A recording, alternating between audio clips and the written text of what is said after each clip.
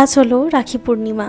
আর এই রাখি পূর্ণিমা আমাদের প্রত্যেকের কাছে এক আবেগপূর্ণ উৎসব অনুষ্ঠান। তবে এই রাখি বন্ধনের পৌরাণিক কাহিনী থেকে আমরা জানতে পারি ঈশ্বরকে এক বিন্দু দিলে তিনি আমাদেরকে শত শত বিন্দু ফিরিয়ে দেন। একদা সুদর্শন চক্র দিয়ে শ্রীকৃষ্ণের আঙুলের এক অংশ কেটে যায় এবং সেই থেকে শুরু হয় বিরাট রক্তপাত। ভগবান শ্রীকৃষ্ণের এহেন রক্তপাত দেখে সবাই শশব্যস্ত হয়ে পড়ে এবং কুল কিনারা খুঁজে পায় না যে কিভাবে রক্তপাত বন্ধ করা যায়। পরিস্থিতির ভয়াবহতা বুঝে দ্রৌপদী এক মুহূর্ত ইতস্তত বোধ না করে নিজের পরনের দামি শাড়ির আঁচলের অংশ ছিঁড়ে শ্রীকৃষ্ণের হাতে বেঁধে দেয় এবং নিমেষেই সেই অঝোর ধারায় ঝরতে থাকা রক্তপাত বন্ধ হয়ে যায়।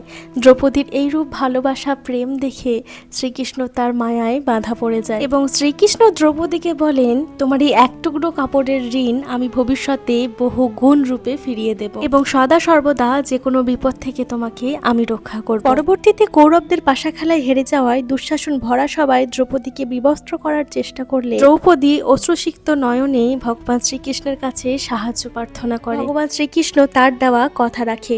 অলৌকিক ক্ষমতায় তিনি দ্রৌপদীর শাড়িকে অনন্ত করে দেয়।